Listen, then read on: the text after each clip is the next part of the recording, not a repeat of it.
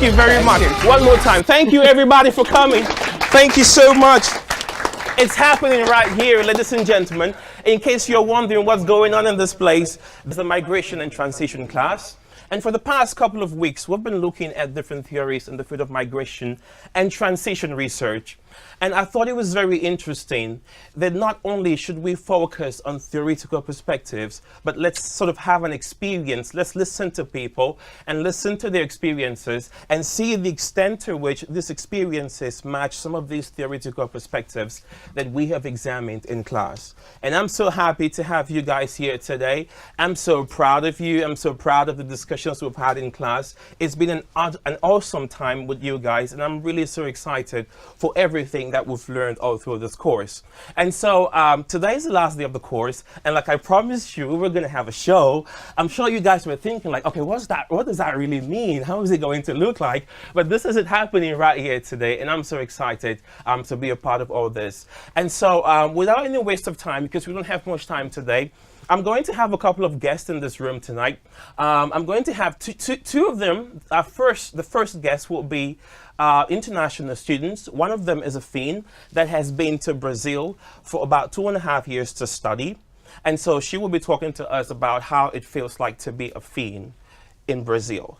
You would want to hear that, wouldn't you? Okay, and then the other student is actually a student that I'm so excited to introduce her to you guys. I'm going to tell you why when she comes on the show, because I need her to be here before I can tell you why I'm so excited to introduce her. But she was here in Finland last year as an international student, and I flew her all the way from Austria to come and be a part of the show. I'm just kidding. Well, you know, but she's here today, and she's going to be talking to us about her experience being in Finland. And then later on in the show, we're going to have two refugees who one of them came here when he was about 5 years old, so he's been here for such a long time. And the other one came here, he's been here for about 1.5 years, so he's part of this wave, this recent, migration wave that hit Finland. And he will be here to sort of talk to us about his experience. I thought it was very interesting to have these two perspectives, because from one of them, we were able to see, to understand his experience from a long-term perspective, because he's been here for quite a long time. And he came here when he was 5, and he's a grown-up man right now. And the other one has been here for, just about 1.5 years, so from a short-term perspective. So I thought it would be really interesting to also contrast these differences and see if we can get something from it. And then the last guest we're going to have is a gentleman from Ireland. And he's been in Finland for about 7 years now, and he's an entrepreneur in Finland. I understand that in our course and in your presentation, you focused on international professionals, but then I thought that it would be actually very interesting to get to hear from him and to know how it feels like to be an entrepreneur in Finland, especially when you have an immigrant background. So we're going to have him today. But the last but not the least, I'm going to have a musical guest in the show today. I promise you, I told you, and they're right here today, and at some point in the show, they're going to be performing for us as a dear friend of mine, and I'm so happy that she could make it to be in this place today. So thank you so much once more for coming. But without any waste of time, I think I'm going to invite my first set of guests, and that's going to be Suvi and Hannah. Ladies and gentlemen, put your hands together as we welcome Suvi and Hannah! Woo! Yeah! Yeah! Yeah. Oh, how do we do Thank you very much for Thank coming. you, thank you. Thank you so much for coming. Sit down, please. Thank you so much for coming, guys. You made it. Yay. You made it. Just to let you guys know, both of them were part of the migration class last year. They were part of the migration class last year. And if you guys remember, I'm really excited to introduce her, both of you, Suvi, okay? Okay. But her, I'll tell you why, Suvi. So if you remember, in our first migration lecture, when it was time for us to get group leaders for our groups, and I said, okay, can we have a group leader? And everyone was like, everyone was like, you know that you guys gave me that last year, you know what I'm saying? So, so everyone was we were like, there. so then I thought then I would tell them a very interesting story. So I told them that, oh, actually, just yesterday, a student from last year sent me an email and she was asking for a recommendation because she was applying to a master degree program. And so she was asking if I could recommend her to this master degree program. And so I thought to myself that, oh, I would love to recommend her. And the reason why I thought I would love to recommend her was because she was a group leader. And so, and I really appreciated her leadership, her work. So I was very happy to recommend her. So I told them, I was like, you know, it's really good to be a group leader. You never know where it's going to take you. You never know if you would need that in the future. And then I was like, you know, there's a student, you know, last year who sort of sent me an email and she needed a recommendation. And the only basis in which I could recommend her was out of her work as a leader in my course in the previous year. And then do you know what they said? They were like, oh, Elvis, that was a good try, you know. So some of them thought I just made up that story because I was just trying to get someone to lead. And then as I was trying to convince them, trying to prove myself, like, no, it's a true story. The more I did that, the more they were like, yeah, we know it's a true story. So I was really excited then when I spoke to her and she said she was coming to the show. I was like, yeah, I can prove to you guys now that it was a certain and a true story. Wasn't it a true story? It was a true story. Everything he just said is completely true. I won! So I was really happy to have her. So, you know, so it was a true story. True story. I meant every single word I said. And she's here today, Hannah Gruber. She's from Austria. Do you want to say something about yourself, Hannah? Yeah, I'm from Austria. I'm a bachelor student and I did my Erasmus last year in spring here, as I guess a lot of you guys are doing it. So it's kind of cool to see all of your faces and know kind of what you're still going to experience. And yeah, I'm really excited to be here because I've been at your position last year and I feel honored to be a guest here. Thank you so much for coming. Sylvie, want to say something? Yeah, well, I'm honored to be here. It's nice because last year I couldn't make it, Yeah, so she now I couldn't have make this it. time to reflect on that as well. And yeah, it's nice to see you here as Yeah. well because you were an exchange student. Yeah. I was surprised that you're Okay. still here. We have a couple of things to talk about today. As you guys know, we've looked at some of these theories in class, and we sort of really want to hear about your experience. And we want to sort of see the extent to which some of these experiences are reflected in theory.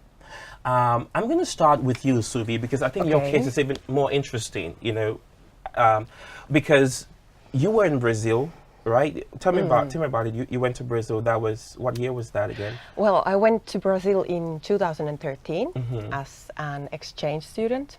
And I was kind of like making my own way over there, contacting the university and getting myself the position to be able to study there and getting the funding from Finland. And it was a lot of work. So I went there. I was there from 2013 to 2014 as a student. And then I stayed there as a freelance journalist working in Brazil, in Rio de Janeiro. Was it your first time to go to Brazil? No, actually it was, when I moved there, it was my second time. Because the first time I went there to contact my university and go there and kind of like apply. And how long did you stay? Just a couple of months? The first time, yeah, it was a couple of months only, yeah. But I kind of like checked the place out and I liked it and yeah, wanted to go there. I mean, Yeah. is there anyone from Brazil here? I guess not. Are there Portugal? Oh, yeah. But because I'm just thinking, how was it? I mean, how did you feel when you got there at the very initial stage? Well, of course, I was excited. A few weeks, I think I was really excited, but then I really kind of like felt the cultural shock coming in, and because of the language barrier and the cultural barrier, and the possibilities of doing the same things that I used to do here in Finland and getting everything kind of like sorted out. There was a lot of things with the university, with the living and living situation, housing and stuff. So there was a lot of work. But What were some in of the the end, differences that you noticed? Over there, Yeah. well, for me, it was maybe the first thing. Okay, I'm talking about it. The first thing I noticed there was a lot of noise, a lot of sounds all the time, going like this. A lot of people, and a lot of accents, and a lot of kind of pow. This kind of like talking, which is like from to a Finnish girl coming from Finland, from this really silent place. It was quite a lot, and cognitively, it's quite disturbing. Okay. But yeah, I got used to that, and I'm pretty loud myself as well, so I didn't mind in the end. I noticed, yeah. yeah. So that was the first thing, and then well, I don't know, it was a lot like it was warmer over there, and there's a Okay. beach over there. Oh yeah, I can So, imagine. I yeah. can imagine.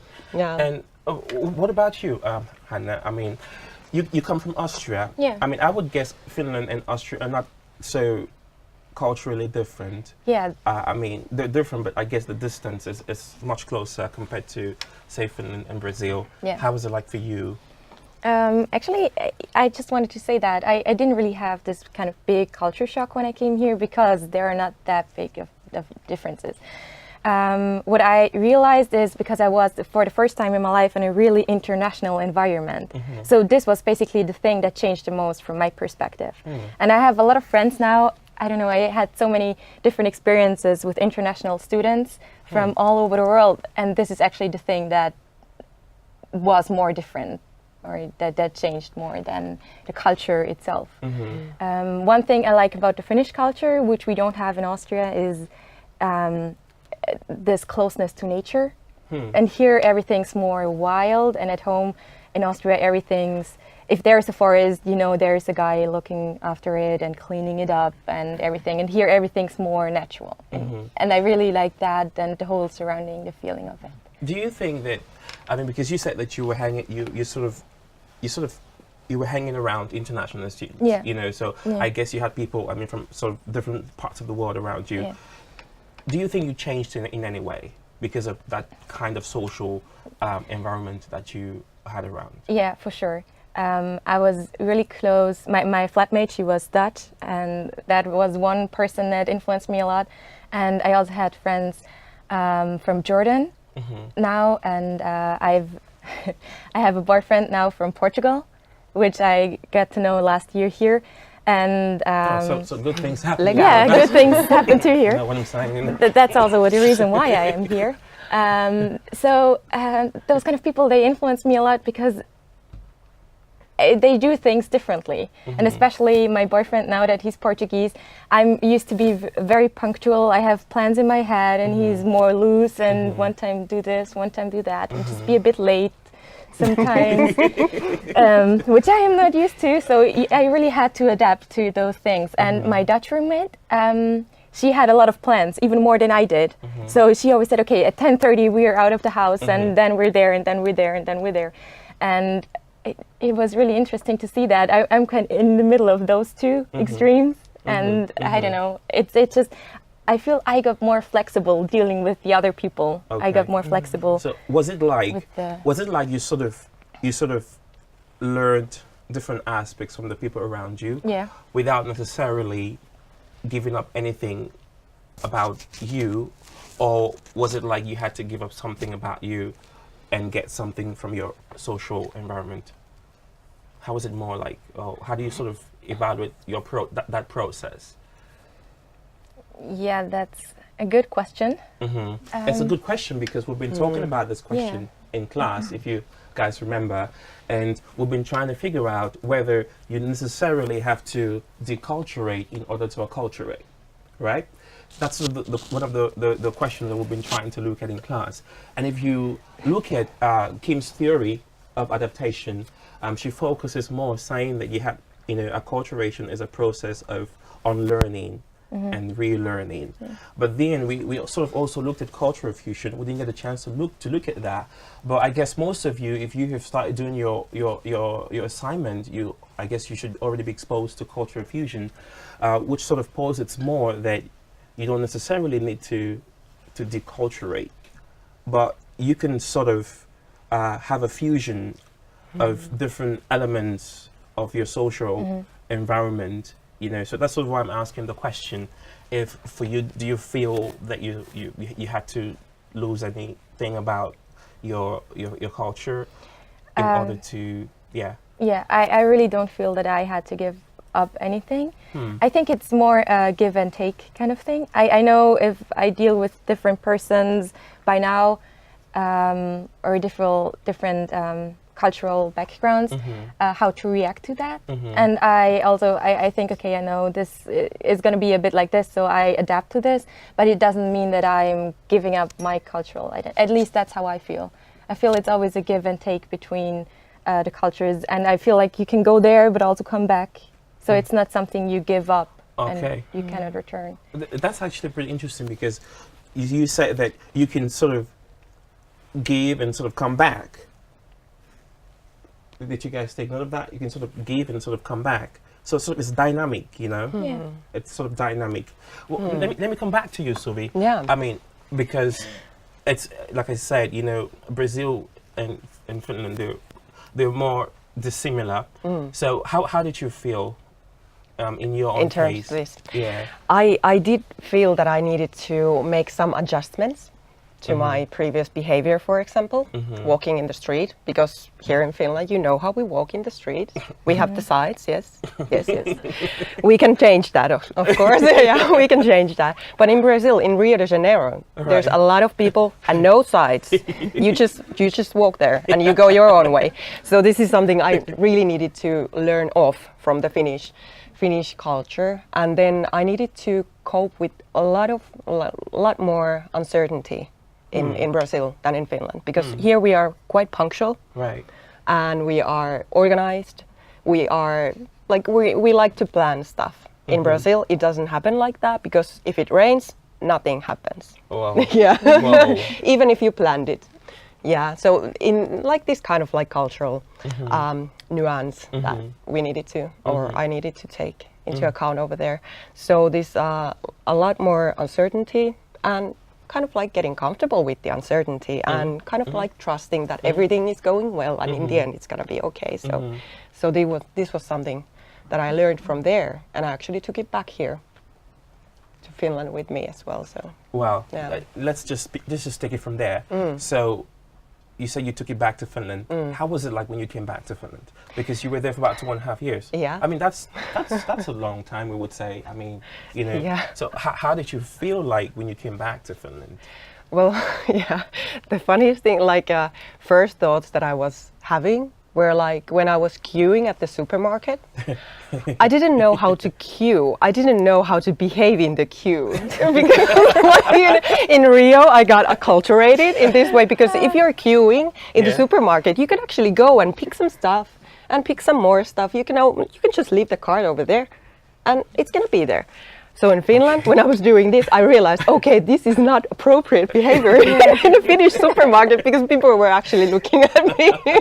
So this was like small things. And yeah, and it was so much quieter here. And even like I sounded loud to myself even, so yeah. So that's the scratch of it. What was your worst experience in Rio? in Rio? Like interculturally, or like from this point of view? Generally. Like generally, it was it was a visit to a Brazilian hospital. That was the worst experience. But Can you still talk a little bit about it? do you want me to talk about it? Yeah. Yeah. Yeah, of course. Well, I encountered this. It was interesting to see, kind of like now I'm able to compare these like healthcare systems between Finland and Brazil. And it's working pretty well here, and it was working for me over there as well, but it was quite rough. I almost died in Brazil, so that was really kind of like a big thing. But something very, very positive came out from that, because after I went through this kind of traumatic experience over there in a different culture, away from my family, away from my close ones, and after that I really started to acculturate to the Brazilian culture, because I was there and I survived, so I was kind of like feeling that I was that you actually lost your camera at some yeah, that was as well. Well, that was the first thing. But that's like it happens. Like I think it was a miracle it didn't happen before. Because yeah, it was like I was there for 1 year already, and then I got my camera stolen. Because usually the tourists, they got their camera stolen for 2 weeks, like in 2 weeks. Yeah, so I was there for a year at least. Yeah, but that was kind of like a, yeah. Well, it was a different kind of a experience to have 2 knives pointed at you, and you know. Oh, goodness. Oh my God, that's terrifying. How did you feel? Yeah, I made it. Well, after that, it was quite rough, and I got kind of like realized how dangerous the place was, because it kind of like it burst this bubble. Before I was living in Rio de Janeiro, I was actually living quite like I would be living here in Jyväskylä, quite safe, doing my own thing. I wasn't that careful with stuff.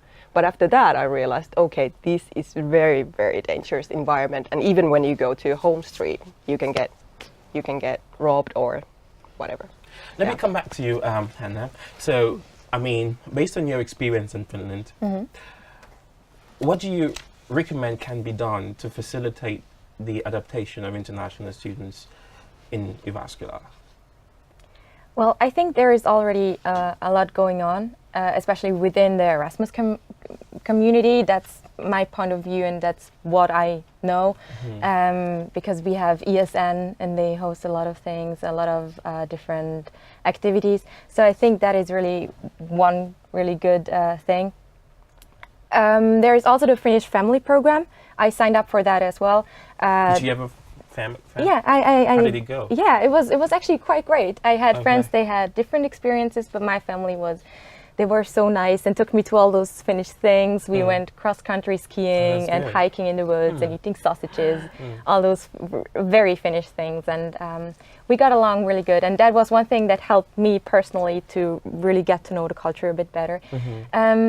One thing that I realized as an international student who was just here for 5 months is that you usually don't get to know that many Finns.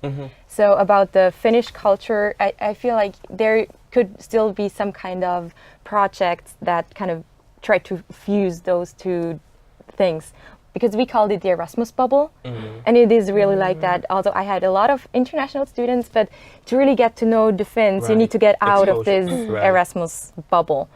And I feel there could be still some kind of activities made up, I don't know, to kind of try to get those 2 a bit closer. Yeah, sort of the contact. Right? Yeah, exactly. The social contact and the integration. Yeah.